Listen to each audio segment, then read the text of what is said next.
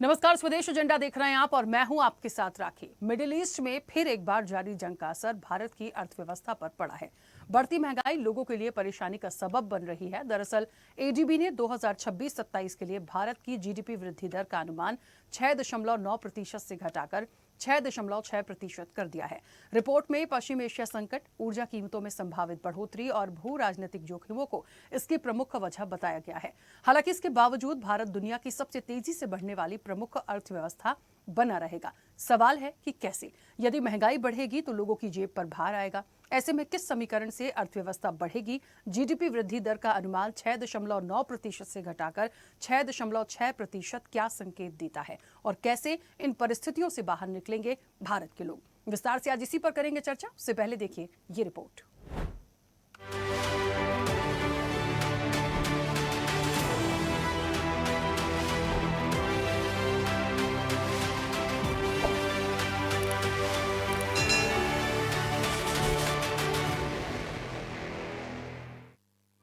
आम लोगों को एक बार फिर महंगाई की मार झेलनी पड़ेगी।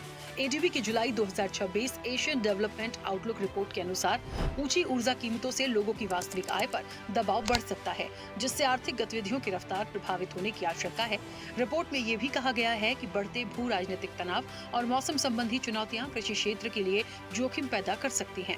रिजर्व बैंक ऑफ इंडिया ने भी पिछले महीने 2026-27 के लिए जीडीपी वृद्धि दर के अनुमान को 6.9% से कम करके 6.6% कर दिया था।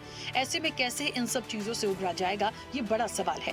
हालांकि रिपोर्ट के अनुसार विदेशी निवेश आकर्षित करने के लिए नीतिगत सुधार, ईंधन पर करों में कटौती, लक्षित ऋण सहायता, सेवा निर्यात में मजबूती और सरकार के पूंजीगत व्यय से आर्थिक वृद्धि को समर्थन मिलेगा। एडीबी का 2027-28 के लिए भारत की विकास दर का अनुमान 7.3% पर बरकरार रखा है और उम्मीद जताई है कि वैश्विक परिस्थितियों में सुधार, नए व्यापार समझौतों से निर्यात को बढ़ावा मिलेगा। अब एक तरफ तो आईएमएफ ने भारत के लिए विकास दर के अनुमान को कम किया और दूसरी तरफ वो भारत को दुनिया की सबसे तेजी से बढ़ने वाली प्रमुख अर्थव्यवस्था बता रहा है, जिसके पीछे एडीबी और आईएमएफ के अलग-अलग अनुमान हैं। एशियाई विकास बैंक ने गुरुवार को वित्त वर्ष 2026-27 के लिए विकास दर के आंकड़े को 6.9% से कम करके 6.6% कर दिया है। इसके अलावा बैंक ने मुद्रास्फीति के लिए अपने अनुमान को 4.5% से बढ़कर 5.2% कर दिया है। वित्त वर्ष 2027-28 के लिए जीडीपी ग्रोथ का आंकड़ा अभी भी 7.3% पर ही रखा है। आईएमएफ का अनुमान देखें तो अंतर्राष्ट्रीय मुद्रा कोष ने updated world economic outlook report में भारत की आर्थिक वृद्धि दर के अनुमान को 6.5% से कम करके 6.4% कर दिया है। भले ही अनुमान कम किया गया है, लेकिन आईएमएफ का कहना है कि अभी भी भारत दुनिया की तेजी से बढ़ने वाली प्रमुख अर्थव्यवस्था में शामिल है। इसके पीछे का कारण है सर्विस सेक्टर और घरेलू डिमांड में तेजी। अब पश्चिम एशिया में बढ़ते तनाव के कारण ऊर्जा की कीमतों में आए उछाल से आईएमएफ, आईडीबी और आरबीआई जैसे बड़े बड़े दिग्गज भी भारत की विकास दर के अनुमान में कटौती कर रहे हैं। भले ही आईएमएफ ने 2026-27 के लिए जीडीपी वृद्धि दर के अनुमान को कम कर दिया हो, लेकिन वित्त वर्ष 2027-28 के लिए कहा है कि जब सब समान हो जाएगा तो भारत की अर्थव्यवस्था में फिर गति देखी जाएगी और ग्रोथ रेट 6.7% तक भी पहुंच सकती है। लेकिन वर्तमान में इन परिस्थितियों से कैसे निकले, ये अहम पहलू है। भारत में सर्विस सेक्टर और मांग में वृद्धि होने के बावजूद ग्रोथ रेट में कमी आने के पीछे का मुख्य कारण अमेरिका और ईरान के बीच शुरू हुए तनाव के बाद कच्चे तेल की कीमतों में आई बड़ी तेजी है, जिससे भारत का आयात बिल बढ़ा। तेल मार्केटिंग कंपनियों का नुकसान तो बढ़ ही रहा है, साथ ही भारत पर आर्थिक दबाव भी बढ़ता दिखाई दे रहा है। ऐसे में इससे बाहर निकलने के लिए आम लोगों के लिए सबसे अहम बिंदु कौन से होंगे और बढ़ती महंगाई से कैसे बचा जाएगा, ये बड़ा सवाल है। चैनल हेड आरपी श्रीवास्तव के साथ एग्जीक्यूटिव एडिटर राखी वर्मा की रिपोर्ट। आम लोगों को एक बार फिर महंगाई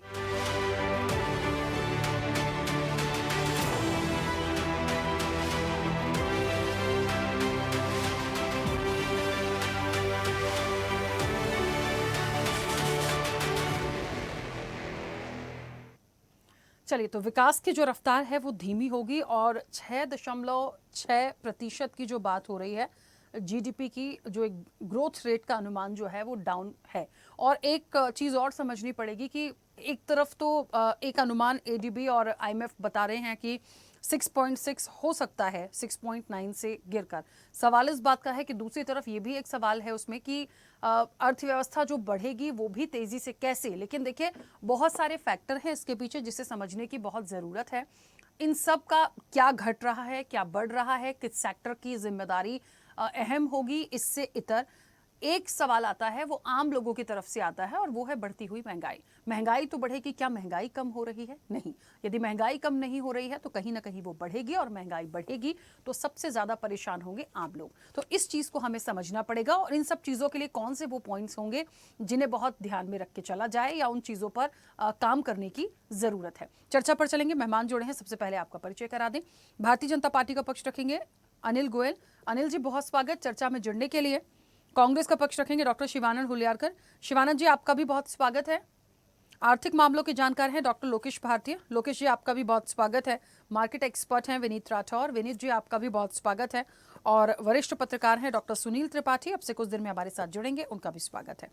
चर्चा की शुरुआत में सबसे पहले, क्योंकि इकोनॉमी की बात हो रही है, लोकेश जी पहले आपसे ही चर्चा की शुरुआत करूंगी। मुझे सुन पा रहे हैं? जी मैं सुन पा रहा हूँ राखी जी। लोकेश जी, एक अहम सवाल ये है कि हम एक तरफ कह रहे हैं कि हमारी जो जीडीपी वृद्धि दर है वो कम होती है, एक घटने का अनुमान है, वो घटेगा, मिडिल ईस्ट का फैक्टर भी जोड़ा जा रहा है और महंगाई बढ़ेगी। यहाँ तक तो समझ में आया। दूसरी तरफ एक रिपोर्ट ये भी कहती है कि इन सब से इतर हमारी जो अर्थव्यवस्था है, या भारत की जो अर्थव्यवस्था है, वो बहुत तेजी से बढ़ेगी। कैसे? सबसे पहले तो इन दो डिफरेंसेस को मुझे समझाइए, क्योंकि ये थोड़ा समझ से इतर हुआ। देखिए राखी जी, बहुत सुंदर प्रश्न है आपका। और मैं तो ये चाहूंगा कि हमारी देश की जनता भी इसको समझे। जीडीपी क्या है? साधारण शब्दों में कि कश्मीर से लेके कन्याकुमारी तक और अरुणाचल प्रदेश से लेके गुजरात तक जो भी हम लोग सकल घरेलू उत्पाद कर रहे हैं, उसका जो समेशन है ना, उसको हम लोग क्या बोलते हैं? सकल घरेलू उत्पाद, मतलब कि जीडीपी कहते हैं। अब जीडीपी जो बनती है वो तीन क्षेत्रों से मिलकर बनती है: प्राथमिक, द्वितीय और तृतीय, प्राइमरी, सेकेंडरी, टर्शियरी। अब जो रिपोर्ट आई है उसमें ये अनुमान लगाया गया है कि हमारी, हाँ, जीडीपी ग्रोथ जो है वो हम लोग कम कर रहे हैं, लेकिन फिर भी हम तेजी से बढ़ती अर्थव्यवस्था बनेंगे। मैं एक छोटा सा पैच जो है, जो छूट गया है, मैं थोड़ा सा इसमें बताना चाहूंगा हम्म। कि एडीबी ने एक और रिपोर्ट दी है जिसमें उसने खुद कहा है कि इस साल हमारा जो ये फाइनेंशियल ईयर है ना, 26-27 का, उसमें हमारी ग्रोथ रेट जो है वो 6.9 से 6.6 कर दी है। लेकिन अगर आप थोड़ा सा और आगे के उस पर पढ़ेंगे तो एडीपी ने खुद कहा है कि अगले, मतलब इसके आने वाला जो फाइनेंशियल ईयर होगा, मतलब 27-28, हम्म। उसमें हमारी जो जीडीपी ग्रोथ होगी वो लगभग होगी 7.3%। हाँ। अब ऐसा क्यों हो रहा है और ऐसा कैसे हो सकता है कि एक तरफ आप कह रहे हैं जीडीपी कम हो जाएगी, आप तेजी से बढ़ती अर्थव्यवस्था ही बन रहा है? देखिए, भारत की जो सबसे बड़ी शक्ति है वो है उसकी जनसंख्या। कई बार कहते हैं ना कि हमारा एक अगर पैर जो है वो काम का नहीं है, या कि कोई काम का नहीं, तो कई बार वो हमारे बहुत फायदेमंद भी होता है। ठीक है, बहुत सारी पैथोलॉजिकल स्टोरीज पे जुड़ी हुई है। तो लोग कहते रहते हैं कि जनसंख्या जो है वो बहुत खराब है ना, जनसंख्या बढ़ना तो अच्छा सूचक नहीं होता। लेकिन एफएमसीजीज क्या होती है ना, इससे बढ़ती हैं। ऑल्दो अगर आप एक साधारण से शब्द में इसको समझे तो हो क्या रहा है कि हमारी जनसंख्या जिस जिस तरह से बढ़ रही है, तो एफएमसीजीज तो हमेशा बढ़ते रहेंगे। इंसान जो है वो नॉर्मल जो फास्ट मूविंग कंज्यूमर गुड्स होते हैं उनको खरीदना बंद तो करेगा नहीं। दूसरा, उसी के साथ साथ आपने देखा होगा कि हमारे जो प्राथमिक क्षेत्र है, द्वितीय क्षेत्र और तृतीय क्षेत्र है, सबसे ज्यादा जो हमारा योगदान है जीडीपी में वो है सर्विस सेक्टर का। और पिछले 3 से 4 सालों में मैंने खुद देखा है जो सर्विस सेक्टर है वो बहुत तेजी से आगे बढ़ रहा है। तो बहुत बड़ा कंट्रीब्यूशन जो है वो सर्विस सेक्टर का है यहाँ पर, कि वो आने वाले समय में क्या करेगा। सर्विस सेक्टर के साथ साथ, माफ कीजिएगा, इंडस्ट्रियल सेक्टर का भी है। तो वो क्या करेगा आने वाले समय में, इसको बूस्ट करेगा। तो आप कह सकते हो कि हाँ, जीडीपी एस्टिमेशन भले ही कम किए हैं, लेकिन ग्रोथ पे जो है इसका असर नहीं। और यही ग्रोथ जो है आगे जाके एक्यूमुलेटिव होके अगले साल, अगले आने वाला जो साल है, उसमें 7.3% की जो जीडीपी ग्रोथ दर है वो हमको मिलेगी। तो ये तो हुआ राखी जी आपके प्रश्न का जवाब। लेकिन हो सकता है कि दिमाग में प्रश्न है कि ऐसा क्यों हो रहा है, मतलब एडीबी ने अगर ये कहा है तो क्यों कहा है। तो मैं कुछ पॉइंट्स जो है वो बनाए हैं ताकि साधारण से शब्दों में हमारी आम जनता को समझ में आए। देखिए, पहला रीजन तो ये है कि जो वेस्टर्न एशिया में जो पॉलिटिकल रीजंस चल रहे हैं, है ना, आप देखा हर बार कुछ ना कुछ कहीं पे वॉर हो जाता है, हम तो सिर्फ और सिर्फ उसका खामियाजा भुगतते हैं। भारत केवल खामियाजा भुगतता है, हम वॉर नहीं कर रहे हैं। ठीक है, तो उससे होता क्या है कि अनसर्टेनिटी बढ़ती है, रिस्क बढ़ती है। और कहीं ना कहीं पर आप देखेंगे हमारा जो करेंसी है, मतलब इंडियन करेंसी जो है वो क्या हो जाता है, डेप्रिसिएट हो जाता है।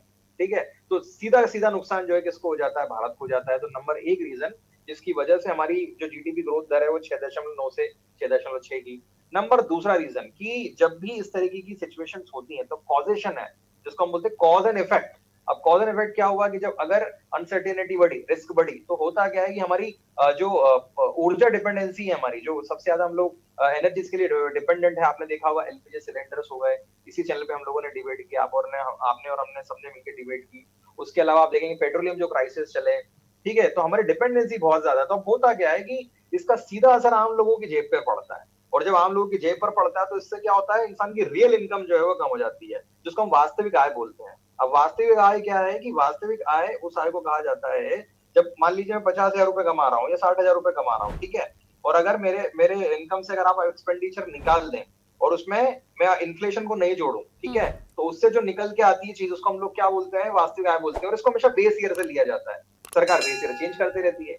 तो कुल मिला के जब ये पैसा मेरी पॉकेट से जाएगा तो इसका सीधा असर किसके ऊपर होता है, आम इंसान के ऊपर होता है, और वो जीडीपी ग्रोथ दर को क्या करने लगता है, आम इंसान की अगर ग्रोथ दर कम हो जाएगी तो जीडीपी ग्रोथ दर कम हो जाएगी। नंबर तीसरा रीजन की जो क्राइसिस और अनसर्टेनिटी है, वो हम सभी लोगों के लिए क्या कर देते हैं, मतलब एज एन इकोनॉमिस्ट मैं आपको समझाना चाहता हूँ कि जो एजम्पशन है, जैसे जीडीपी एस्टिमेट होती है, कभी भी आपने पढ़ा होगा कि जीडीपी एस्टिमेशन है ये। अभी एस्टिमेशन किस पे लगाया जाता है, अनुमानों पे लगाया जाता है, लेकिन जब ये अनसर्टेनिटी हो रही है, अनसर्टेनिटी में अजम्पशन लगाने क्या होता है, कई बार बहुत ज्यादा प्रॉब्लमेटिक हो जाते हैं, तो उससे भी हमारा जीडीपी क्या होता है, अंडर एस्टिमेट हो जाता है।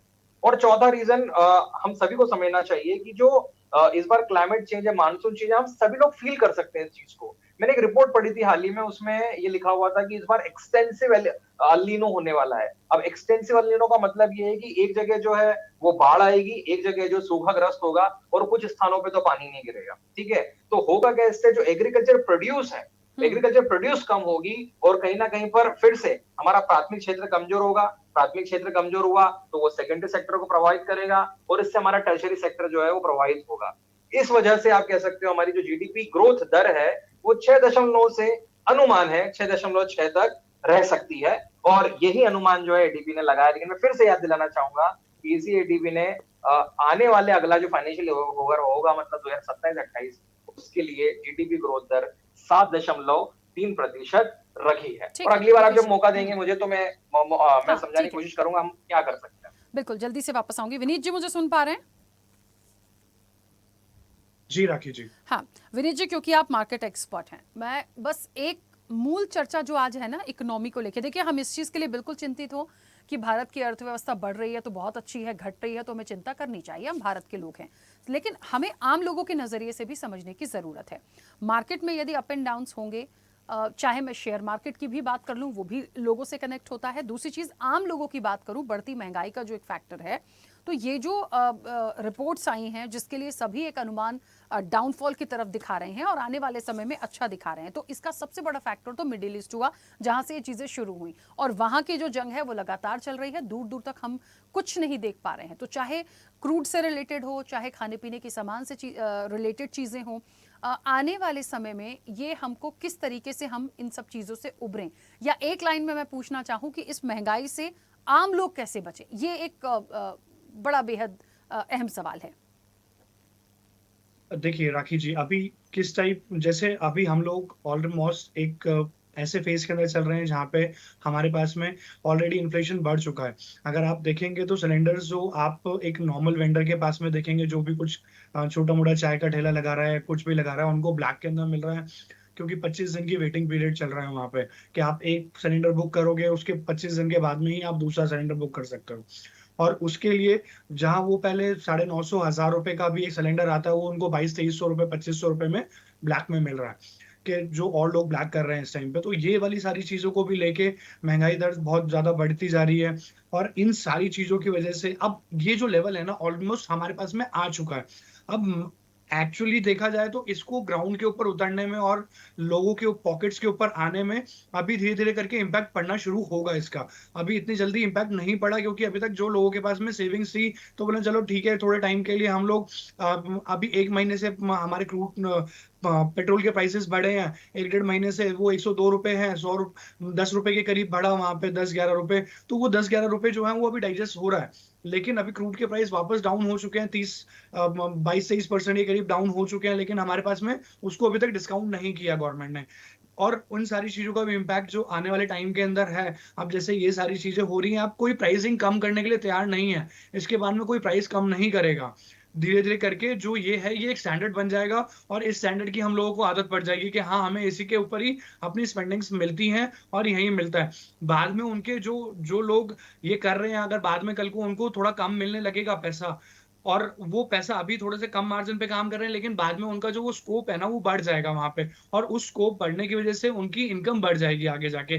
तो इन्फ्लेशन कभी है ना बहुत ज़्यादा खराब नहीं होता, इन्फ्लेशन होता है, लेकिन ये इन सारी चीज़ों की वज़ह से आने वाले टाइम के अंदर हम लोगों को जो इम्पैक्ट है, वो उतना ज़्यादा देखने को नहीं मिलेगा। ये ऑलरेडी हो चुका है, अभी ग्राउंड के ऊपर उतर चुका है, लेकिन जो हमारी आय है, जो हमारी इनकम है, वो इनकम बढ़नी बहुत ज़रूरी हो जाएगी आने वाले टाइम के अंदर। अब कॉर्पोरेट्स के अंदर कब हाइक मिलती है या गवर्नमेंट सेक्टर के अंदर कब हाइक मिलती है सैलरीज को लेके, वो सारी चीजें देखने को पड़ेगी। अगर आप देखो तो लास्ट अभी कुछ एक एक महीने से या 15-20 दिन से आप माइक जो फ़ोन्स हैं, फ़ोन्स के रेट्स बहुत ज़्यादा इंक्रीज़ हो गए हैं। हम्म। जो 20 से 30 हज़ार की रेंज के अंदर जो एक मिडल क्लास फ़ोन अपना परचेज़ करता था, अब वो 20 से 30 हज़ार की रेंज जो है वो 40 से 50 हज़ार की रेंज के अंदर चले गए हैं। क्योंकि पीछे से माइक्रोचिप्स और आपकी रैम इतनी ज़्यादा महँगी हो गई है कि वो उनके रेट जो 20 हज़ार के अंदर-अंदर में फ़ोन आ रहे थे, उनके 30 हज़ार तक की रेंज के अंदर हो गए हैं फ़ोन सारे वो। तो ये वाला इम्पैक्ट भी अभी आना है बाकी मार्केट के अंदर। और ये इतनी जल्दी कूल डाउन नहीं होने वाला। ये मार्च तक अनुमान है कि जाके थोड़ा बहुत रैम की और इन सारी चीज़ों की जो शॉर्टेज जो चल रही है, वो जाके सेटल डाउन होगी। तो अगर मार्च तक होगी तो करीब-करीब हमारे पास में 3 क्वार्टर्स हैं अभी भी वहाँ तक पहुँचने के लिए और 3 क्वार्टर के अंदर काफ़ी कुछ हम लोग डाइजेस्ट करने वाले हैं और ये सारी चीज़ें मार झेलने वाले हैं आगे। और ये जब सारी चीज़ें होंगी ना तो अभी ब इम्पैक्ट थोड़ा बहुत और पड़ेगा, बहुत ज़्यादा नहीं पड़ेगा। अगर आप देखो मार्केट सिचुएशन के अंदर जैसे पहले स्टार्टिंग के अंदर जब हमले हुआ करा अमेरिका ने हमले किए और ये सारी चीजें हुई तो उस टाइम पे मार्केट ने बहुत तेजी से रिएक्ट किया, काफी नीचे आई। अभी आप देखोगे तो कोई बहुत ज्यादा बड़ी गिरावट नहीं थी जब ये सारी चीजें हुई, क्योंकि पता है कि वापस अभी शायद तो 2-4-5 दिन के अंदर वापस से सेटल हो जाएगी। अगर नहीं सेटल होती तो हाँ, फिर आने वाले टाइम के अंदर हम लोगों को ज्यादा इम्पैक्ट देखने को मिलेगा इन सारी चीजों के ऊपर। और जैसा अभी इन्फ्लेशन चल रहा है वो सारी चीजें हम लोगों ने डाइजेस्ट कर ली है, क्योंकि सब लोग यही मानते हैं कि बहुत बड़ा कोई वो नहीं है, क्योंकि ट्रम्प जो है वो ऐसे ही है कि कभी भी स्टेटमेंट्स अपनी पलट देते हैं। जब भी सब कुछ स्मूथ चल रहा होता है, क्योंकि वो एक बहुत बड़े स्पेकुलेटर हैं, पूरे वर्ल्ड मार्केट के अंदर वो अपना पैसा अर्न कर रहे हैं वहाँ से। और अपनी कंट्री को भी कोई अपनी कंट्री के लिए कुछ खराब नहीं है उनके लिए। उनकी अगर कंट्री देखोगे तो आज की डेट के अंदर अमेरिकन मार्केट्स बहुत आउट परफॉर्म कर रही हैं, सबसे अच्छे लेवल्स के ऊपर हैं, लाइफ टाइम हाईज़ पे चल रही हैं और अभी तक हम अपने लाइफ टाइम हाईज़ पे नहीं पहुँचे हैं। तो ये नो डाउट कि हमारी इंडियन मार्केट्स अच्छी परफॉर्म नहीं कर रही हैं। इसके कंपैरिज़न के अंदर अमेरिकन मार्केट्स या और दूसरी कंट्री की मार्केट्स बहुत अच्छा परफॉर्म कर रही हैं, तभी हमारे पास से यहाँ से आउटफ्लो बहुत ज़्यादा था। जो एफआईज़ अपना पैसा निकाल के लेके जा रहे थे, स्टॉक्स बेच के और अपना पैसा एनकैश कर रहे थे, वो सारी चीज़ें बहुत इम्पैक्ट करी हम लोगों को लास्ट टाइम के अंदर। क्योंकि उनको अपॉर्च्युनिटी दूसरी मार्केट्स के अंदर ज़्यादा अच्छी देखने को मिल रही थी। इस वजह से वो लोग वहाँ पे अपना पैसा शिफ्ट कर रहे थे। और डॉलर जो इतना इंक्रीज़ हो गया था, उन सारी चीज़ों का इम्पैक्ट तो है ही है हमारे पास में। आने वाले टाइम के अंदर अगर ये सारी चीज़ें नहीं रोटेशन के अंदर घूमती और वापस वो होते हैं, कहीं स्टक होते हैं हम लोग, तो और ज़्यादा प्रॉब्लम हो जाएगी इन सारी चीज़ों को लेके और इन्फ्लेशन ज़्यादा बढ़ सकता है। लेकिन हाँ, मैं ये जहाँ तक मानता हूँ और इतने ज़्यादा लोग और मार्केट के अंदर अगर इम्पैक्ट आज का देखोगे, तो कल मार्केट काफ़ी गिरी थी, आज वो वापस काफ़ी कुछ कवर कर गई थी मार्केट वहाँ से। और अमेरिकन मार्केट्स भी पॉजिटिव ही खुली है इस टाइम पे। सॉरी। अमेरिकन मार्केट्स भी पॉजिटिव खुली हैं, तो अगर अमेरिकन मार्केट्स को अगर हम लोग देखेंगे, तो कहीं ऐसा कुछ नहीं लगता कि कोई बहुत बड़ी अभी वो लोग भी इन सारी चीज़ों को डाइजेस्टेबल है उन लोगों के लिए भी कि हाँ, ये वाला ठीक है, सेटल हो जाएगा कुछ टाइम के अंदर, क्योंकि इस टाइप की एक्टिविटीज़ होती रहती है ट्रम्प की साइड से कि अगर उसको कोई चीज़ नहीं मानती हो, तो वो कर लेगा ऐसे और फिर उसके बाद में वापस सेटल हो डाउन हो जाएगा, 2-4 दिन की बात है। अगर लेकिन 2-4 दिन के अंदर नहीं सेटल होता, तो डेफिनिटली हम लोगों को ज़्यादा इम्पैक्ट देखने को मिलेगा, मार्केट और ठीक है, ज़्यादा नीचे आएगी इन सारी चीज़ों को बिल्कुल ठीक लेके। है। अनिल जी मुझे सुन पा रहे हैं? अनिल जी एक तो अनम्यूट करिएगा सबसे पहले। और मेरा सवाल मुख्य रूप से ये है, एनर्जी सेक्टर की हम बात करें या हम वैश्विक जोखिम की बात करें, ये शुरू से डे वन से जब ये मिडिल ईस्ट का एक टेंशन शुरू हुआ तो तब से चीज़ें बनी हुई हैं। क्योंकि थोड़े दिन सीज फायर था, तमाम चीज़ें थी, तो समझ में आ रहा था कि थोड़े से क्रूड के ऑयल जो थे, दाम जो थे वो गिरे। अभी फिर से जब ये वॉर शुरू हुआ, फिर से चीज़ें एकदम से बढ़ी हैं। सवाल इस बात का है कि आम लोगों को तब भी राहत नहीं मिली थी जब महंगाई बढ़ी, और अब जो स्थितियां फिर पैनिक है, इससे भी कोई बहुत बड़ी राहत नहीं मिलती है। सरकार की जिम्मेदारी यहाँ बहुत महत्वपूर्ण हो जाएगी, क्योंकि और ज्यादा यदि स्थितियां बढ़ी तो हमें ये देखना पड़ेगा कि कैसे हम आम लोगों को उससे फौरी राहत दें। एक विकल्प निकालना बेहद जरूरी होगा, क्योंकि यदि हर चीज के दाम ऐसे ही बढ़ते जाएंगे तो ये बहुत ज्यादा मुश्किल भरा समय आम लोगों के लिए हो जाएगा। क्योंकि इसमें आम लोगों की क्या भूमिका है बताइए? अब वॉर है, तमाम चीजें हैं, हम सारी चीजों को समझते हैं और अभी तक जनता समझती आ रही थी, लेकिन एक विकल्प जो निकल सकता है वो सरकार की जिम्मेदारी है। राखी जी, इस बात को हम सब समझते हैं, ये भारत की पैदा करी हुई समस्या नहीं है, ये विश्व स्तर की समस्या है। और जब युद्ध होता है तो सारे देश प्रभावित होते हैं, भारत भी उससे प्रभावित है। इसमें कहीं कोई संकोच वाली बात नहीं।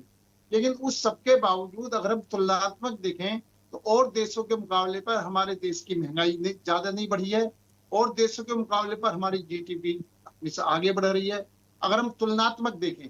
लेकिन टोटल उनका असर जो युद्ध होता है, चाहे रूस यूक्रेन का युद्ध हो, अमेरिका ईरान का युद्ध हो, इजराइल का युद्ध हो, निश्चित तौर पर जो युद्ध होता है तो उसका असर पूरे विश्व में पड़ता है। भारत उससे अछूता नहीं।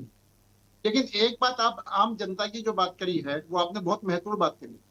लेकिन आप एक बात देखेंगे कि हमारी सरकार ने आज तक जो भी बेनिफिट्स किसानों को देने थे, गरीबों को देने थे, महिलाओं को देने थे, किसी भी बेनिफिट में कोई कटौती नहीं करी है। यानी सरकार पर जो आर्थिक बोझ पड़ रहा है, आर्थिक बोझ के बाद भी निश्चित तौर पर वो जनता को राहत देने का लगातार प्रयास कर रही है। चाहे पेट्रोल, डीजल, गैस के दाम बढ़ने की बात हो, तो अगर हम उसको भी देखें तो और देशों के मुकाबले पर बहुत कम हमारे यहाँ रेट बढ़े हैं। और यहाँ तक कि भी सरकार ने अपने ऊपर बोझ डाला है, अपने टैक्सों की कटौती करी है, लेकिन पेट्रोल, डीजल के, गैस के दामों में मतलब वृद्धि बेतहाशा होनी थी, उसको रोक करके एक सीमित वृद्धि करी है जो आम जनता झेल सकती है। और एक बात ये भी है, जो आप जीडीपी की बात कर रहे हैं, आप इस पूरा विश्व इस बात को मान रहा है कि भारत की आर्थिक व्यवस्था, भारत की जीडीपी सबसे तेज बढ़ रही है, आगे भी बढ़ने की संभावना है, आगे भी रुकने की संभावना नहीं। और ये सब एक कुशल नेतृत्व का परिणाम है, माननीय नरेंद्र मोदी जी के कुशल नेतृत्व में। और हम आगे की भविष्य की योजनाओं को ध्यान में रखकर काम कर रहे हैं।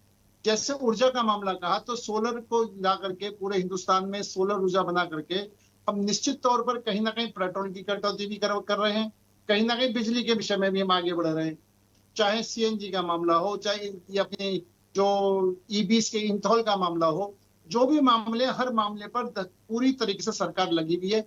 विकल्पों पर सरकार लगी हुई है, किसके क्या क्या विकल्प हो सकते हैं, किस तरीके से हम बाहर का जो समस्या हमारे ऊपर आ रही है उसको हम कैसे सामना करें, और कैसे सामना करके हम देश की जनता को कैसे राहत दें। तो पूरी तरीके से हमारी सरकार इस काम पर लगी हुई है, एक एक माइक्रो से माइक्रो लेवल पर। अब आप देखें, विकास की बात करें तो आज सड़कें जिस तेजी से बन रही हैं, उस तेजी से निश्चित तौर पर विकास नहीं रुका है। देश का विकास, चाहे सड़कों का हो, चाहे रेलवे का हो, चाहे हवाई जहाज का हो, चाहे हॉस्पिटल का हो, चाहे स्कूलों का हो, हर क्षेत्र में सरकार आगे बढ़ रही है और हर क्षेत्र में सुविधाएं दे रही है। और इसका लाभ भी जनता को मिल रहा है कि जहां पहले गड्ढे होते थे, जाम रहते थे, वहां ट्रैफिक स्मूथ हो रहा है, पेट्रोल की भी बचत हो रही है, लोगों के समय की भी बचत हो रही है, हर क्षेत्र में जिस तरीके से। और एक और सबसे बड़ी बात यह है कि जब तक देश आयात करता था, आज हमारा देश निर्यात भी कर रहा है, आज हमारा ब्रह्मोस्त्र भी जा रहा है। तो कहीं ना कहीं विदेशी जो पैसा है देश में आए, उसके लिए सरकार पूरी तरीके से तत्पर है। विदेशी निवेश बढ़े, उसके लिए सरकार पूरी तरीके से काम कर रही है। जो सरकार कर सकती है वो किसी भी लेवल पर उसने अपनी तरफ से कोई कमी नहीं छोड़ी है। और भविष्य को ध्यान में रखते हुए, अब जैसे अभी पेट्रोल डीजल की बात आई, तो हमें अगर पेट्रोल डीजल सस्ता रूस से मिला तो हमने रूस से खरीदने में कोई संकोच नहीं करा। हम अमेरिका के दबाव में नहीं आए, अमेरिका चाहता था नहीं खरीदने, लेकिन हमने खरीदा। देश की सुरक्षा मामला हो, हमने S-400 खरीदा, अमेरिका नहीं चाहता था खरीदे। हमारे सामने हमारे देश के हित सर्वोपरि हैं, हम अपने देश के हित के लिए बात करते हैं, हम देश की जनता के लिए बात करते हैं, देश के एक एक नागरिक को कैसे सरकार सुविधा उपलब्ध करा पाए। लेकिन इन विकट परिस्थिति में भी, ऐसी परिस्थिति में भी हमारे देश में कहीं भी ऐसी भयंकर हाहाकार नहीं मची, चाहे पेट्रोल का मामला हो, चाहे डीजल का मामला हो, चाहे गैस का मामला हो। ये जरूर है कि कोशिश करी गई है कि इसकी मतलब कम से कम लोगों को परेशानी हो और पूरे देश में हर चीज उपलब्ध रह सके, महंगाई ना बढ़े, इस बात का पूरा ध्यान रखा गया। लेकिन अगर हम विश्व की परिस्थिति को नजरअंदाज नहीं कर सकते, हमको विश्व के अनुसार भी जो वहां पर दिक्कतें आती है उसका सामना हमको भी करना पड़ेगा। ठीक है। और मैं इस बात के लिए सरकार को भी बधाई देना चाहता हूं, और निश्चित तौर पर देश की जनताओं को भी इतनी विकट परिस्थिति में भी देश की जनता सरकार के साथ खड़ी है और सरकार को सहयोग दे रही है। ये देश की जनता भी साधुवाद है और हमारी सरकार पूरी तरह से कटिबद्ध है। हम देश के आम नागरिकों के लिए पूरी तरीके से संकल्पबद्ध है कि उनको किसी किस्म की कोई परेशानी ना हो। ठीक है अनिल जी, सारी बातें ठीक हैं, बट मैंने बीच में इंटरप्ट नहीं किया। आपने शुरुआत में एक चीज़ कही थी और वो ये थी कि दूसरे देशों से हम यदि कंपेयर करें तो भारत में महंगाई उसके तुलनात्मक रूप से आपने कहा कम है, लेकिन सर हमें ये भी देखना पड़ेगा कि दूसरे देशों की इकोनॉमी क्या है, उनका सोर्स ऑफ इनकम, उनका बिजनेस, वैश्विक स्तर पे उनकी इकोनॉमी, उनकी सारी चीज़ें किस तरीके से, हमको ये देखना पड़ेगा। इसलिए हम कंपेयर करें ठीक है, लेकिन हम किस देश से कंपेयर कर रहे हैं हम ये भी तो देखें। उनके लिए उतना फ़र्क नहीं पड़ता होगा पर हमारे लिए बहुत फ़र्क पड़ेगा, है ना। एक छोटे से एग्जाम्पल से मैं आपको समझाऊं। अमेरिका में एक आम भाषा में एक एग्जाम्पल दे रही हूँ। अमेरिका में एक साथ 100 रुपये बढ़ जाए या 200 रुपये बढ़ जाए शायद फ़र्क नहीं पड़ेगा, पर हमारे यहाँ यदि बढ़ जाए, हमारे यहाँ 15 रुपये भी बढ़ता है तो बहुत महंगाई के रूप में उसको लिया जाता है। तो बेसिक सी चीज़ें जो हमें समझनी पड़ेगी। ठीक है, चलिए वापस आऊँगी। शिवानंद जी मुझे सुन पा रहे हैं? लोकेश जी आऊँगी, एक सेकंड, दो प्रतिक्रिया आ जाए। शिवानंद जी, क्योंकि जीडीपी ग्रोथ की जो बात है, चाहे एडीबी की बात करूं, कई सारी रिपोर्ट्स ऐसी आई हैं कि डाउनफॉल में हम दिख रहे हैं, लेकिन आने वाले समय में बहुत अच्छा हम कर भी सकते हैं। विपक्ष के पास ऐसा कोई सुझाव है ताकि इस बढ़ती महंगाई से हम निकल सकते हैं, या सरकार को कुछ उस तरह से स्टैंड लेना चाहिए ताकि हम बैलेंस स्थिति में चलें? क्योंकि देखिए मिडिल ईस्ट तो ऐसा हो गया है कि अब मैं नहीं कह सकती सरकार ने करा दिया या आम लोगों ने करा दिया, वो जो पैनिक बना हुआ है वो और बढ़ चुका है, तो उसकी वजह से हमें सफ़र तो करना ही है। तो एक कोई ऐसा सुझाव विपक्ष का, इन सारी चीज़ों से हम कैसे निकल सकते हैं, इस महंगाई से स्पेशली? गुड इवनिंग राखी जी। देखिए, जब से आदरणीय देश के प्रधान नरेंद्र मोदी जी 2014 से लेकर 2026 तक और गरीब, दलित, पिछड़ों, आदिवासी, माइनॉरिटी सबको कुचल रहे, किसान, युवा युवती, नीट पेपर लीक कर रहे हो, कोई लेना देना नहीं, जॉब नहीं है, डेवलपमेंट नहीं, विकास नहीं। 2 लाख करोड़ रुपए बाहर के जो इन्वेस्टर थे वो निकाल लेगा, इसलिए रोजगार नहीं है। देश के बारे में कोई लेना देना नहीं। क्रूड ऑयल आज इतना सस्ता होने के बाद भी देश के प्रधान पेट्रोलियम मिनिस्टर एस्टिन फाइल में उलझे है। पुरी साहब हो, मोदी साहब हो, उनको कोई लेना देना नहीं। देश के बारे में कोई पॉजिटिव नहीं। इन्होंने भगवान राम जी को नहीं छोड़ा। आप और हम क्या है, ये तो चोर पार्टी बन गए। बीजेपी जनता पार्टी जाके अभी चोर जनता पार्टी बन गए। ये लोग लुटेरू पार्टी बन गए। ये लोगों ने 6000 करोड़ महादेव जो सॉफ्टवेयर कंपनी जो फ्रॉड किया, उसमें भी मोदी साहब के पीएमओ ऑफिस के ऑफिसर लोगों का नाम आ रहे हैं और मोदी साहब का कनेक्शन आ रहे हैं। तो ये अच्छी बात नहीं है। ये लोगों में युवा युवती को एक नेगेटिव मैसेज जा रहे हैं। किसान इतना परेशान है। ये लोगों ने पंजाब या हरियाणा किसान को दिल्ली आने नहीं दिया, लेकिन आरडीएक्स लाल किला पे पहुंच गया। कोई डेवलपमेंट है, धर्म के नाम पे राजनीति खेलते हो। आदरणीय देश के प्रधान, आज इसराइल हो, अमेरिका हो, अभी आने वाले दिन, अभी चाइना हेल्प कर रहे बांग्लादेश, भारत के लिए खतरा है। कोई डेवलपमेंट नहीं। जयशंकर जी, राजनाथ सिंह जी, अमित शाह जी, नरेंद्र मोदी जी फेल्यूर सरकार है। आज महंगाई के ऊपर निर्मला सीतारमण छू भी नहीं बोल रहे। निर्मला सीतारमण एक रबर स्टैंप है। अभी बीजेपी नेता बोल रहे थे कि नहीं महंगाई कुछ नहीं है, शायद इनके घर पे राम प्रभु जी का चंदा पहुंच गया दिखता है, ऐसा मेरे को लग रहा है। इसलिए गोयल साहब को महंगाई नहीं लग रहे। थोड़ा बाहर जाइए, गोर, गरीब, दलित, पिछड़ों परेशान है, उस बारे में देखिए राखी जी, सच्चाई से ये लोग क्यों डरते हैं? आदरणीय हमारा नेता एलओपी राहुल गांधी जी, इंडिया गठबंधन पूरी तरह से जाके सुप्रीम कोर्ट में एक एप्लीकेशन हम डाल रहे।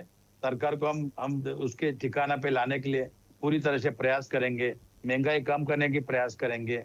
नहीं है तो इस सरकार को उखाड़ के फेंक देना चाहिए। देश के प्रधान नरेंद्र मोदी जी देश के लिए एक गद्दार साबित हुआ है। एक पनौती, इन्होंने युवा युवती के बारे में, महिला असुरक्षित है, कोई लेना देना नहीं है।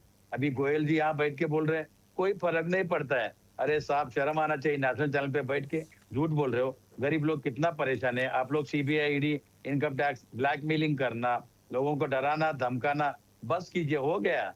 वही एक जादूगर राखी जी बार बार अपने ही जाल में फंस गए मोदी साहब। वो हमेशा जादूगर जो रहता है, ऐसा करो वैसा करो, बहुत कुछ किया। राम के नाम पे गाय का लो चंदा लिया, राम के नाम पे चोरी किया। अरे एस्टिन फाइल, मैं बोलता हूँ कि आदरणीय चंपत राय बंसल, और ये भी बंसल है शायद, अभी बैठे ये बंसल, क्या कनेक्शन है पता नहीं। राम की चोरी का पैसा शायद ये बंसल के घर पे पहुंचा है, पता नहीं। ठीक है लेकिन युवा शिवानंद जी, युवती के मुझे एक बारे में सॉल्यूशन सोचना बताइए, चाहिए। एक सॉल्यूशन बताइए इस महंगाई से निकलने का जो सरकार को आप देना चाहते हैं। देखिए अभी पार्लियामेंट हाउस चल रही है, एलओपी हमारा नेता आदरणीय देश के प्रधान नरेंद्र मोदी जी, निर्मला सीतारामन जी और जो जो प्रिंसिपल सेक्रेटरी दास सर, इनके साथ बैठ के एक मीटिंग होना जरूरी है। और इसमें प्राइस कम करने का प्रयास करने का, जीएसटी कम करना है, टैक्स कम करना चाहिए। जो पेट्रोल डीजल जो रसोई गैस है राखी जी, आज भी ब्लैक ब्लैक से बेच रहे, ये रोकना चाहिए, कार्रवाई होना चाहिए। और ये पेट्रोल डीजल का जो प्राइस अगर कम हुआ ना, ऑटोमेटिकली सब प्राइस कम हो जाएगा।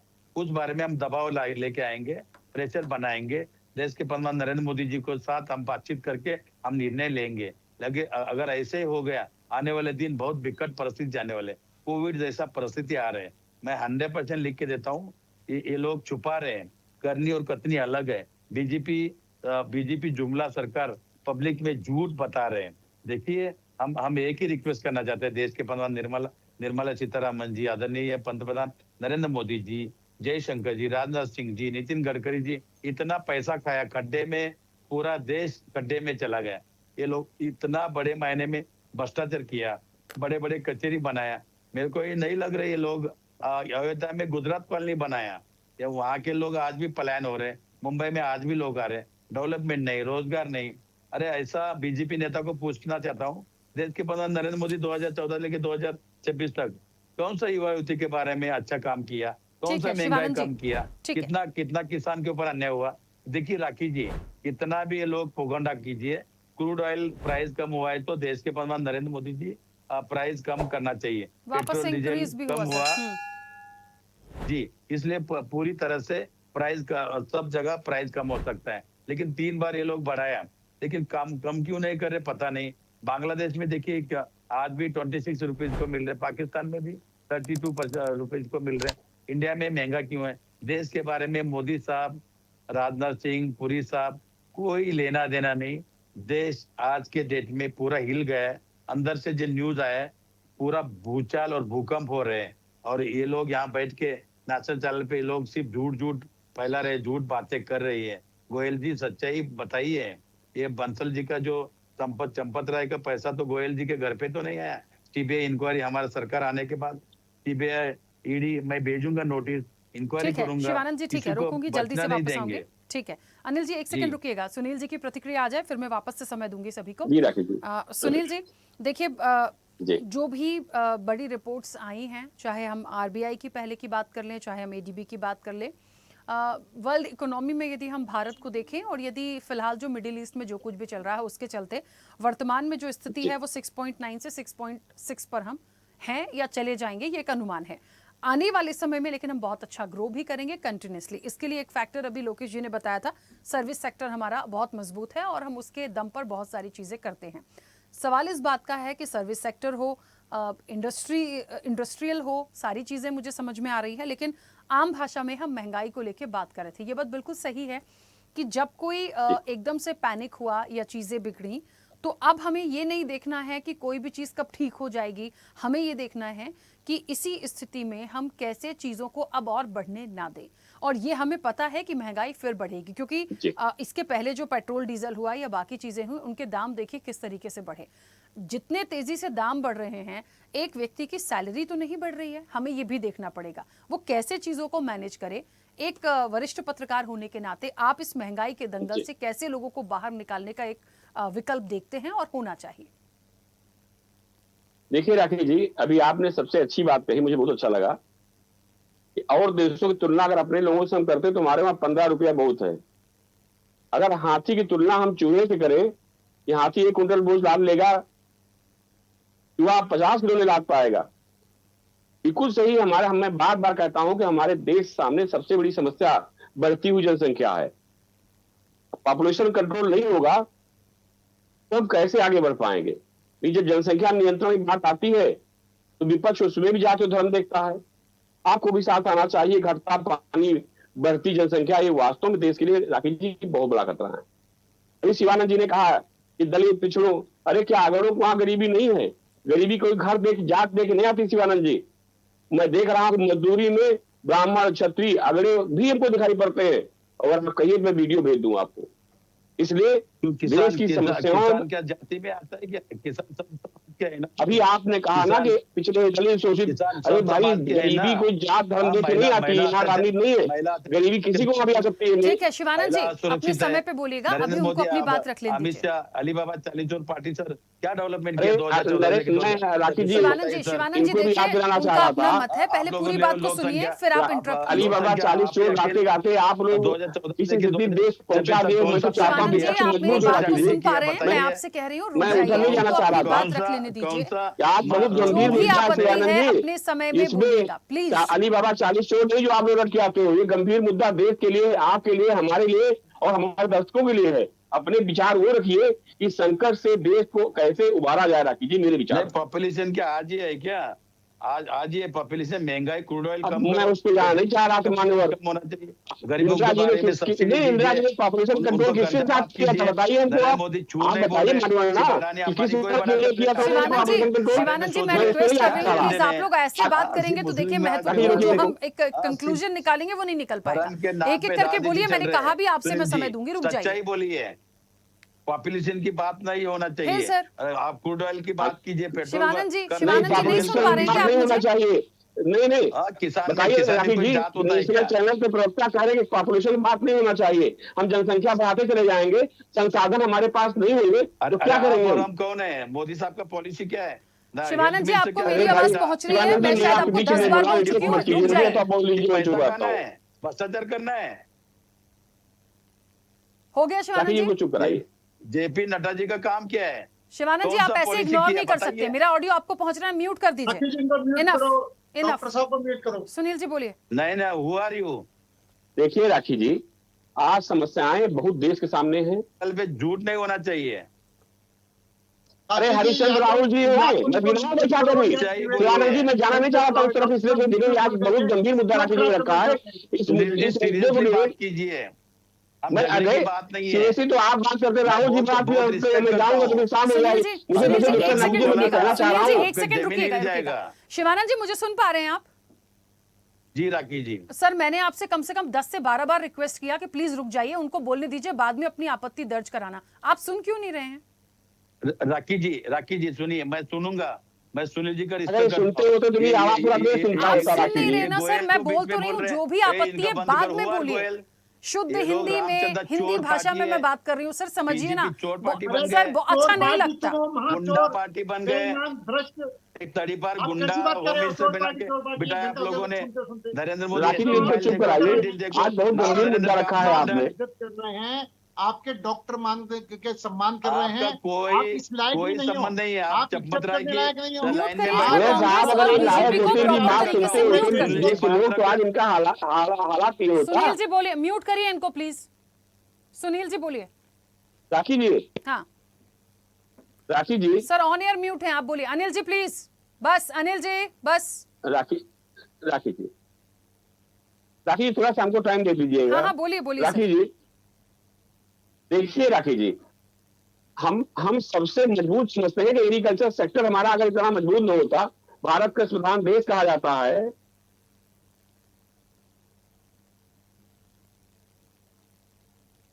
सुनील जी, आप बोलिए, शायद आपको ऑडियो पहुंच रहा होगा, पर ऑन एयर म्यूट है दोनों मेहमान। राखी जी देखिए, जो संकट आया है देश सामने राखी जी, वो कोई पार्टी लेके नहीं आई है, न सत्ता पक्ष न विपक्ष। अंतरराष्ट्रीय परिस्थितियों में जिस तरह से जंग छिड़ी है, उससे हम नहीं, पूरी दुनिया प्रभावित हो रही है। लेकिन हमको अपने देश को बचाना है, अपनी जीडीपी बचाना है। उसके लिए कैसे हम लोग आगे बढ़े, इस पर चिंतन होना चाहिए। आज कौन चोर कौन ईमानदार है उस पर चर्चा नहीं होनी चाहिए। मेरे विचार से हमारा एग्रीकल्चर सेक्टर सबसे मजबूत माना जाता राकेश। और आपने कोरोना काल में भी देखा होगा कि एग्रीकल्चर, अरे आप मत्था क्या, आप तो किसानों जेब भेजने वाले हैं 5,000 रुपए में। शिवानंद जी, ये सुनना चाह रहे हैं आप? मैं गलत कह रहा हूं? अरे भाई, क्या आप लोग, कैसे आपने पीएचडी किया, हम सवाल नहीं उठा रहे हैं, क्या कहें। अरे सनातनी तो राहुल जी जने ऊपर बात घूमते हैं, और हिंदू हिंसक होते हैं, बोलते हैं मंदिरों में जाके क्या क्या बोलते हैं, मैं उसमें नहीं जाना चाह रहा हूँ। मुझे जो मैं कहना चाह रहा हूँ, प्लीज हमको बोल लीजिए। मेरा हाथ जोड़ निवेदन आपसे शिवानंद जी, अभी मौका आपको मिलेगा तो बोल लीजिए आप। राखी जी इनको इनको म्यूट कीजिए। सर वो ऑन एयर म्यूट ही है जब देखिए से। राखी जी, हम्म। तो ठीक है, ऐसा है राखी जी कि हमारा एग्रीकल्चर सेक्टर भारत में सबसे ज्यादा, मैं मानता हूं कि जितनी आबादी है वो ज्यादातर निर्भर हमारी एग्रीकल्चर सेक्टर ऊपर है।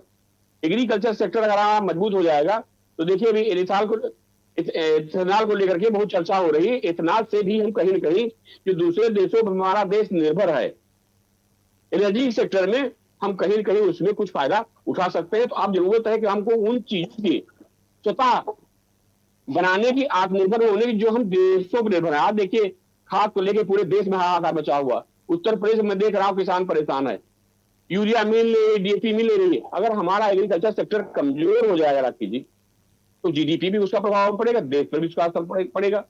हम जान है कि हम डीएपी नहीं बना पाते हैं, बाहर से लाते हैं।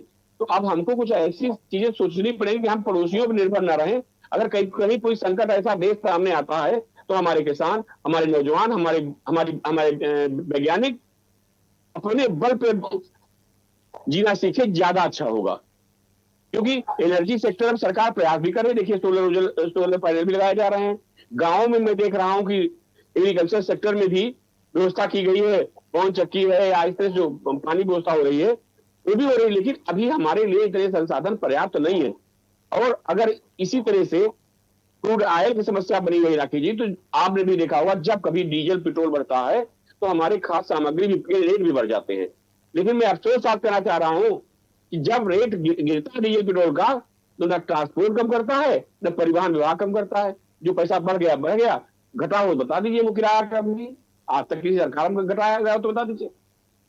ऐसी परिस्थितियों में हमको आत्मनिर्भर होने की जरूरत है, और जिन चीजों की आवश्यकता हमको बहुत नहीं है उस पर भी नियंत्रण होना चाहिए। जी राखी जी। ठीक है, चलिए, क्योंकि समय बड़ी तेजी से बढ़ रहा है, बहुत महत्वपूर्ण पॉइंट्स के साथ अपनी अपनी बात रखिए, बहुत जल्दी जल्दी से। यदि इधर उधर का कोई भी सब्जेक्ट जाएगा सर मैं रोक दूंगी। अमूमन मैं किसी को इंटरप्ट नहीं करती, सबको पूरा सुनती हूँ, पर यदि चर्चा डिरेल होगी तो मुझे क्रॉस करना पड़ेगा। अब 1 मिनट शिवानंद जी और अनिल जी मैं आऊंगी, उससे पहले लोकेश जी, क्योंकि दूसरा पॉइंट था सवाल जब आपने कहा था, और वो बहुत अहम है आज की चर्चा का, हमारे पास क्या एक सही और सटीक विकल्प होना चाहिए, हमारे पास क्या, सरकार के पास ही, कि हम कैसे इन सारी चीजों को बैलेंस करके चल पाएं। देखिए निसंदेह राखी जी, इसमें आज बहुत गहन और चिंताजनक विषय तो है, और प्रदेश न्यूज का धन्यवाद कि इतना महत्वपूर्ण मुद्दा उन्होंने रखा अपने प्राइम टाइम पर। देखिए समस्या है तो उसका समाधान होता ही है। क्या समाधान हो सकते हैं, थोड़ा सा आर्थिक दृष्टि से हम लोग समझने का प्रयास करते हैं।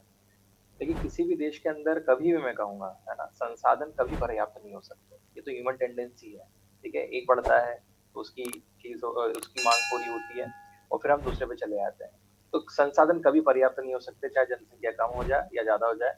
लेकिन सरकार क्या कर सकती है, सरकार का काम क्या है? पहला कि सबसे पहले तो गवर्नमेंट इन्वेस्टमेंट को उनको कम से कम 3.4 से लेके 4.5% तक बढ़ाना चाहिए। मतलब कुल मिलाकर आज 100 है तो वो 104 से लेके मतलब 103 से लेके 104 या 5 के बीच में होना चाहिए।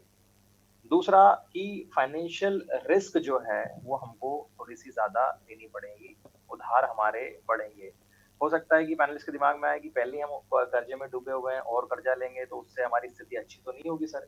नहीं, ऐसा नहीं है। होता क्या है कि ऐसी स्थिति परिस्थितियों में सरकार लोन लेके काम करती है।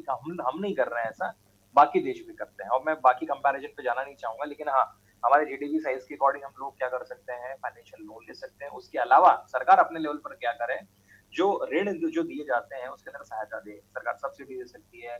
जो एमएसएमईज हैं उसके अंदर जाके इनरोल करें लोग, अपने आप को इन्वेस्टमेंट बढ़ाएं। तीसरा कि जो हमारा एक्सपोर्ट है, अभी मैं सुन रहा था तो एक्सपोर्ट जो है वो हम लोगों को बहुत तेजी से जो है उसमें बढ़ाने की आवश्यकता है। जैसे मैं आपके साथ एक डेटा शेयर करना चाहूंगा, 2024-25 में हमारा एक्सपोर्ट शेयर जो था वो था $825 बिलियन। ठीक है, उसमें 2025-26 में बढ़ के हो गया 860। तो अगर आप देखें तो इंक्रीमेंट केवल $35 बिलियन का ही हुआ है। मतलब भारत जैसी जनसंख्या के लिए 35 का इंक्रीमेंट होना बहुत कम है। तो एक्सपोर्ट की जो हमारी आप बोल सकते हो टेंडेंसी है उसको हमें बढ़ाना होगा। मैं अभी विनीत जी को सुन रहा था, उन्होंने कहा कि जैसे मोबाइल फोन है, मोबाइल फोन के प्राइसेस लिटरली बहुत तेजी से बढ़े हैं, लेकिन हमें ये भी समझना होगा यहाँ पर कि मोबाइल फोन भी हम लोग इम्पोर्ट कर रहे हैं, सिर्फ असेंबल कर देने से मेक इन इंडिया नहीं हो जाता है। तो क्या हम लोग इसका कोई सब्स्टिट्यूशन ढूंढ सकते हैं? उसके अलावा अगर मैं चौथा पॉइंट की बात करूं कि और हम लोग क्या कर सकते हैं, तो जो क्या कह सकते हैं, peace making in war area specifically, जहां जैसे जैसे आज इसराइल की बात चल रही है या अमेरिका की बात चल रही, रशिया की बात चल रही, कल कोई दूसरे देशों के साथ में अगर हमारा वॉर हो जाता है या कोई दूसरा देश किसी के साथ वॉर कर लेता, तो हमारे पास बैकअप प्लान क्या है, क्या हम मेंटली उसके लिए तैयार हैं? तो ये सारी चीजें जो है अगर सरकार करती है, तो ये जो हमारे रिस्क है 6.9 से लेके जो घट के 6.6 तक हो गई है ना, इसको हम कहीं ना कहीं तक कंपनसेट कर सकते हैं। और अगर सरकार इसके लिए कार्यरत है और प्रयासरत है, जो कि सरकार है, तो हमें कुछ लेवल तक राहत जो है राखी जी मिल सकती है, ऐसा मुझे लगता है। ठीक है, ठीक है। हाँ, मुझे लगता है विनीत जी आपका कोई महत्वपूर्ण पॉइंट जो आप रखना चाहते हैं, थोड़ा जल्दी से। अनिल जी जी इसके बाद आ रही है। देखिए मैम, है क्या कि जैसा लोकेश जी ने बोला था कि हमारा सर्विस सेक्टर भी एक बहुत मेन सेक्टर है जहाँ से हम लोगों को रेवेन्यू आता है। और एग्रीकल्चर तो है ही। एग्रीकल्चर के अंदर इस टाइम पे हम लोग उतना अच्छा परफॉर्म नहीं कर पा रहे हैं जो हम लोग पहले थर्ड या सेकंड लार्जेस्ट थे जो एक्सपोर्ट्स के अंदर। तो अब उतना अच्छा परफॉर्म शायद इस ईयर के अंदर भी नहीं हो पाएगा, क्योंकि जिस हिसाब से अभी बारिश हो रही है और बारिश का अनुमान आया है कि हाँ हम लोग एक नॉर्मल औसत से भी कम आएंगे इस टाइम पे, तो उसका भी एक इम्पैक्ट पड़ेगा ही पड़ेगा हमारे ऊपर आने के टाइम में। और दूसरा क्या है कि जो सर्विस सेक्टर है, सर्विस सेक्टर हमारे पास में सबसे बड़ा जो सर्विस सेक्टर जो है वो आईटी का है, इन इंफॉर्मेशन टेक्नोलॉजी का। और वो सारा का सारा जो हमारा जो आउटसोर्सिंग है, मतलब जो सब कुछ हम लोग लेते हैं वो अमेरिका हम लोगों को देता है और हम लोग उसके ऊपर काम करते हैं। अब यहाँ पे जो है ना कि जो अमेरिका के पास से इस टाइम पे जो एआई का जो इस टाइम पे इम्पैक्ट पड़ रहा है ना, वो इतना बड़ा इम्पैक्ट पड़ रहा है कि जॉब लॉसेस बहुत ज्यादा हैं। एआई से बहुत सारे काम हो रहे हैं, लेकिन वो वाली चीज अगर अगर हमारी कंट्रीज के जो कंपनीज हैं उन्होंने इनोवेशंस नहीं करी, क्योंकि उनके पास में इतना बड़ा कैश फ्लो है, इतनी अच्छी सैलरीज होती हैं इनके पास में, आईटी वालों के पास में, कि उन्होंने बहुत अच्छा ग्रो किया है। और आने वाले उसकी वजह से हमारे पास में बहुत अच्छा इनफ्लो आता था कैश का, और उस वजह से हम लोग यहाँ पे काफी ग्रो कर रहे थे। लेकिन अब उसका इम्पैक्ट जॉब लॉसेज और इन सारी चीजों की वजह से ना बहुत इम्पैक्ट पड़ रहा है। तो ये वाला बहुत जल्दी से नहीं ठीक होने वाला अनटिल अनलेस हम लोग कुछ एक नए सेक्टर के ऊपर इनोवेशन नहीं करेंगे और वो सारी चीजें नहीं है, क्योंकि कैश फ्लो इतना अच्छा है कि आज की डेट के अंदर भी वो कंपनीज कुछ ना कुछ इनोवेशन करके और इन सारी चीजों के ऊपर कॉम्पीट कर सकती हैं। लेकिन आई इन्फोसिस, टीसीएस अगर ऐसे मेन दिग्गज जो इंडिया की इकोनॉमी को बहुत अच्छे से संभाल रहे हैं, और वो अगर इस चीज का इम्पैक्ट है कि अपने 3-4 साल के लोस के ऊपर चल रहे हैं, वो स्टॉक जो इतने बड़े दिग्गज है कि अगर मैं टीसीएस की बात बोलूं तो टीसीएस एक रिलायंस इंडस्ट्रीज से ही बड़ा ग्रुप है, कि जिसके ना सिर्फ एक पर्टिकुलर टाटा का सिर्फ एक टीसीएस जो स्टॉक है वो एक रिलायंस इंडस्ट्रीज से भी बड़ा है, क्योंकि वो इंडस्ट्रीज है पूरा का पूरा वहां पे, कि उसके अंदर अलग अलग सेक्टर्स काम कर रहे हैं। जियो आ गया उसके अंदर, आपका ऑयल एंड रिफाइनरीज आ गया, आपका उसके अंदर रेमंड्स और ये सारी चीजें अलग अलग ब्रांड्स आ गए हैं। तो एवरीथिंग उसके अंदर सब कुछ मिला के है। लेकिन यहाँ पे सिर्फ एक टीसीएस एक सिर्फ टेक्नोलॉजी के लिए है, और वो उतना बड़ा पूरा एक उस बड़े से इम्पैक्ट जो अगर वो सरवाइव नहीं कर पा रहा इस मार के अंदर, तो हमारा ये इम्पैक्ट इतनी जल्दी से नहीं जाने वाला। और इसकी वजह से जॉब लॉसेस काफी सारी हैं और आने वाले टाइम के अंदर ये इम्पैक्ट पड़ता ही रहेगा। ठीक है, ठीक है। हाँ, कुछ कहना चाह रहे थे अनिल जी, बोलिए जल्दी से, जल्दी जल्दी से प्लीज अपनी बात रखिएगा। अनम्यूट करिए, अनम्यूट करिए।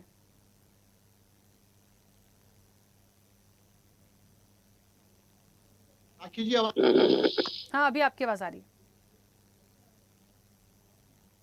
हमारे डॉक्टर साहब हैं, इनके पास सलूशन नहीं है, सिर्फ निगेटिव बोलना, गाली देना, पार्टी को बदनाम करने के अलावा कोई काम नहीं है।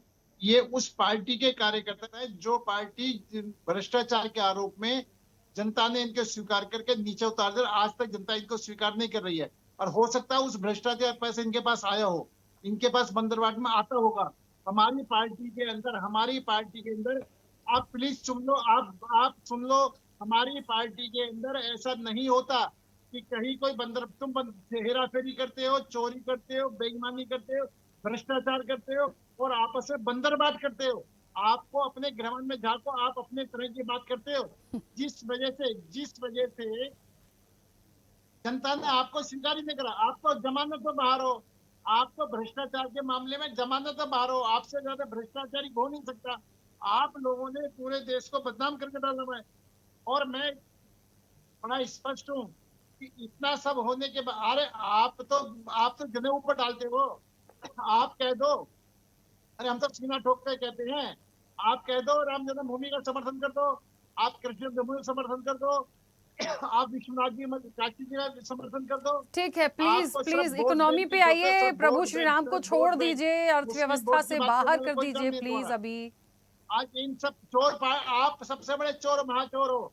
आपको चोर को सब चोर दिखाई देते हैं, जो चोर होता है उसको चोर दिखाई देते हैं, कभी कभी मुझे जो बहुत खराब बेईमान होता लगता है है उसको और सब इसलिए बेईमान लगता दिखाई है देते हैं। कि जो एक खुद अली बाबा देश 40 की चोरों बात हो खुद रही है, अपने आप में अर्थव्यवस्था चोर की हैं। बात हो रही है, उसमें भी तो सिर्फ राजनीति, वो चोर भी की बात कर रहे कहीं हैं, मंदिर आ आप जाएगा, विषय से कहीं भटक रहे चोरी हो। आ जाएगी, राखी कहीं जी, अगर कोई आ विपक्ष जाएगा। आप विषय क्यों? से के भटक रहे ऊपर हो। सही ढंग से बात इसलिए आपको करता नहीं होता, पता रखता होता, तो ये इस हालात विषय पे होते बोलना इनके। कैसे नहीं बोलना चाहिए। जो मुद्दा है जरा अब उस पर मैं तो मुद्दे चर्चा पर कर आऊं। लीजिए। इन सब परिस्थितियों में के बावजूद भी, चाहे वो कोविड काल हो रहा है, चाहे टैरिफ वार रहा है, चाहे युद्ध रहा है, और चाहे वैश्विक जो चुनौतियां, उन सब के बावजूद भी भारत ने निश्चित तौर पर बहुत अच्छा करा है। भारतीय जनता ने पूरा सहयोग दिया है। कुछ और नहीं हम किया, झूठ बोल रहे नरेंद्र हैं, मोदी, आप चुप रहें प्लीज। हम झूठ बोल नरेंद्र रहे मोदी हो। के नेतृत्व की सराहना करते हैं। और निश्चित तौर पर वे नहीं आपके बोले तो चैनल खुद ही के जाएगा माध्यम ना से आपको, देश की जनता ईडी को का नोटिस ये ठीक है आएगा। आश्वासन अनिल देना जी, चाहते हैं कि मैं देश बस एक ही सुरक्षित बात हाथों में है। कहूंगी, एक आम व्यक्ति होने के नाते ही, आम लोगों के नजरिए से सोचने के अकॉर्डिंग थोड़ा सा कुछ राहत मिल जाएगी, कुछ महंगाई कम हो जाएगी, तब मुझे अच्छा लगेगा कि हाँ कुछ अच्छा हो रहा करेक्ट, है। बहुत दूर करेक्ट, तक का हम सही नहीं सोच बोला। सकते, कुछ फौरी राहत ही मिल जाए तो बहुत अच्छा होगा। जैसे मान लीजिए जिस तरीके से पेट्रोल डीजल बहुत तेजी से बढ़ा, एक बार नहीं धीरे धीरे करके 4 से 5 बार बढ़ गया। तो मैं कहती हूँ कि थोड़ा सा सीज फायर के दौरान जब क्रूड की कीमतें डाउन हुई थी या चीजें थी, तो अभी ठीक है वापस से बढ़ गई, कोई बात नहीं, लेकिन थोड़ा सा राहत, कुछ रुपए का ही, मैं तो कहीं से कंपेयर नहीं कर रही, यहीं की बात कर रही हूँ आम लोगों के लिए। मेरी एक बात को समझिए, आपने यदि 10 रुपए भी महंगा किया, एक एग्जाम्पल 10 रुपए भी महंगा किया, आप उसमें से 3 रुपए भी सस्ता कर देंगे ना, तो भी यहाँ के लोग खुश हो जाएंगे, कुछ तो कम हुआ।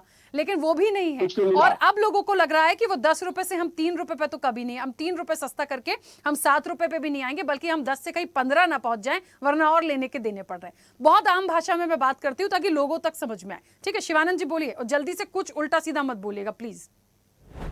देखिए देखिए, मैं आज बोलता हूँ राकीब नेशनल चैनल पे, मैं बहुत रिस्पेक्ट करता हूँ आपका पूरा पैनलिस्ट को, सुनील जी का भी, अनिल सर का भी, मेरा दुश्मनी बहुत नहीं है। बहुत धन्यवाद आपको। लेकिन लेकिन लेकिन सच्चाई से डरने का नहीं।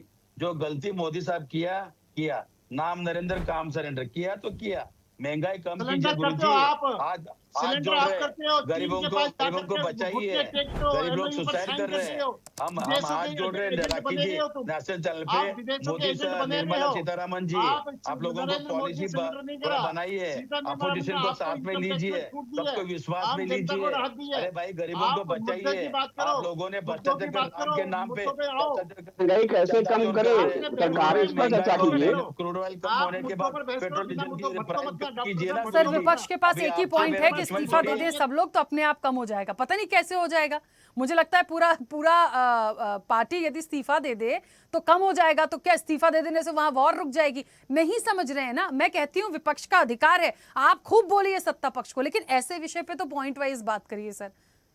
ऐसे विषय पे तो कम से कम मैं सुझाव मांग रही हूँ और बातें कुछ और हो रही हैं। चाहता हूँ मोदी साहब को, निर्मला सीतारमन जी, गरीब, दलित, पिछड़ों, आदिवासी, ब्राह्मण, सब समाज को बचाइए, सबको मत कुचलो।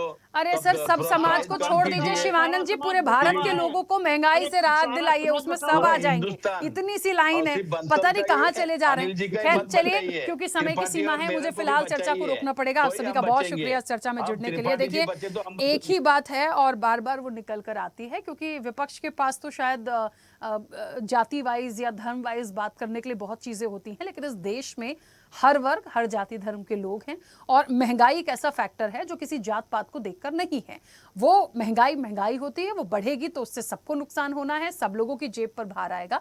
उसका एक विकल्प निकलने की बात है कि अभी फिलहाल फिर से चीजें जो मिडिल ईस्ट में हुई हैं वो मुसीबत बढ़ा रही हैं, पैनिक कर रही हैं। कैसे हम निकले, सरकार को बहुत गंभीरता से इस पर एक सॉल्यूशन निकालने की जरूरत है। चर्चा में इतना ही, बने रहिए स्वदेश न्यूज के साथ। सबसे पहले देश। ऐसे ही वीडियोस के लिए लाइक करें, शेयर करें, फॉलो करें। YouTube पर जाकर सब्सक्राइब कर बेल आइकन दबाना ना भूलें और ताजा अपडेट्स के लिए स्वदेशलाइव.com पर जरूर जाएं।